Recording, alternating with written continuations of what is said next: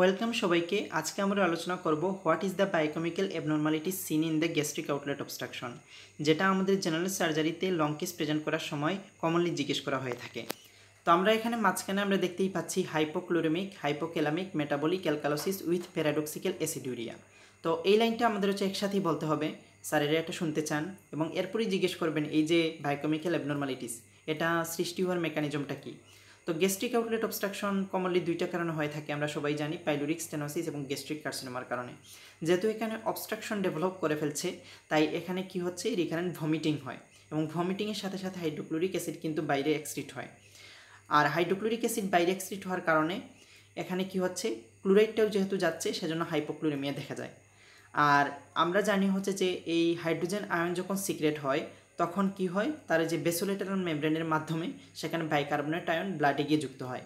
তো নর্মাল পার্সনে এই postprandial alkaline Tide কোনো সমস্যা করে না, কিন্তু যেহেতু এখানে রিকারেন্ট ভমিটিংয়ের মাধ্যমে হাইড্রোক্লোরিক অ্যাসিডটা হচ্ছে সিক্রেশন হয়ে যাচ্ছে বা এক্সক্রিশন হয়ে যাচ্ছে, সেজন্য কি হচ্ছে, বারবার কিন্তু বাইকার্বনেট আয়ন ব্লাডে গিয়ে যুক্ত হচ্ছে, যার কারণে আমরা দেখতে পাচ্ছি এখানে মেটাবলিক অ্যালকালোসিস হচ্ছে। এই metabolic alkalosis excretion of hydrogen আয়নের জন্য হয় এবং এডিশন অফ বাইকার্বনেট আয়নের জন্য হয়, দুইটাই হচ্ছে সিমুলটেনাসলি এখানে কাজ করে।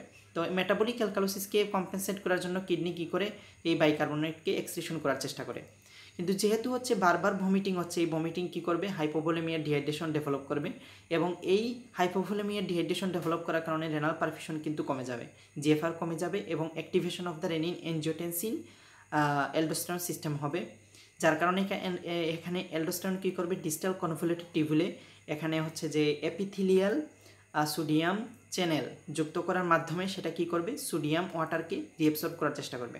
এখন আমরা জানি শুধুমাত্র একটা ক্যাটায়ন রিঅ্যাবসর্ব হলে তো হবে না, নিউট্রালিটি বজায় রাখার জন্য একটা এনায়নকেও কী হতে হবে, এখানে রিঅ্যাবসর্ব হতে হবে। যেহেতু এখানে এই চ্যানেলের হচ্ছে এনায়নকে রিঅ্যাবসর্ব করার ক্ষমতা নাই, সেহেতু কী করবে, সেটা হচ্ছে যে আরেকটা ক্যাটায়নকে এক্সক্রিশনের মাধ্যমে নিউট্রালিটি বজায় রাখার চেষ্টা করবে এবং এই ক্যাটায়নটা হচ্ছে পটাশিয়াম আয়ন। কিন্তু পটাশিয়াম আয়ন যখন হচ্ছে এখানে এক্সক্রিশন হতে হতে হাইপোক্যালামিয়া ডেভেলপ করে, তখন কিন্তু আর সে হচ্ছে পটাশিয়ামকে এক্সক্রিট করতে পারে না, তখন সে চেষ্টা করে হচ্ছে যে অ্যাসিডকে এক্সক্রিট করার মাধ্যমে সে সোডিয়ামকে রিঅ্যাবসর্ব করবে, কারণ অ্যাসিডও একটা ক্যাটায়ন, যেহেতু হচ্ছে potassium more vital for the body, সেজন্য হচ্ছে যখন সেই অ্যাসিডকে হচ্ছে এক্সক্রিট করে তখন দেখা যায় হচ্ছে প্যারাডক্সিক্যাল অ্যাসিডিউরিয়া। তো সেজন্যই হচ্ছে হাইপোক্লোরেমিয়া ডেভেলপ করতেছে হচ্ছে recurrent vomiting out of hydrochloric অ্যাসিডের জন্য। হাইপোক্যালামিয়া ডেভেলপ করতেছে হচ্ছে যে এখানে আমরা দেখতে পাচ্ছি যে অ্যালডোস্টেরনের মেকানিজম, মেটাবলিক অ্যালকালোসিস, এই দুইটা কারণে। প্যারাডক্সিক্যাল অ্যাসিডিউরিয়া আমরা বললাম যে যখন এক্সচেঞ্জ করে হাইড্রোজেন আয়ন তখন। তো এখানে হচ্ছে ক্লোরিমিয়ার সাথে যখন হচ্ছে বাইকার্বনেট এখানে ব্লাডে যাচ্ছে, তখন এই বাইকার্বনেট কী করে, free calcium level of the ব্লাডকে কমিয়ে দেয়। টোটাল ক্যালসিয়াম লেভেল কিন্তু হচ্ছে আনচেঞ্জ থাকে, কিন্তু ফ্রি ক্যালসিয়াম লেভেলটাকে সে কী করে, রিডিউস করে দেয়, যার কারণে হাইপোক্যালসিয়ামে ডেভেলপ হয় এবং গ্যাস্ট্রিক টিটানি ডেভেলপ হয়। আর আমরা জানি হচ্ছে টিটানির দুইটা সাইন, এখানে ভস্টেক সাইন এবং হচ্ছে ট্রজিভ সাইন আমরা দেখতে পাবো। তো এটুকু হচ্ছে গ্যাস্ট্রিক আউটলেট অবস্ট্রাকশন ডেভেলপ করার কারণে কী মেটাবলিক অ্যাবনর্মালিটি দেখা যায় সেটা এবং এটার মেকানিজম কী। তো ধন্যবাদ সবাইকে।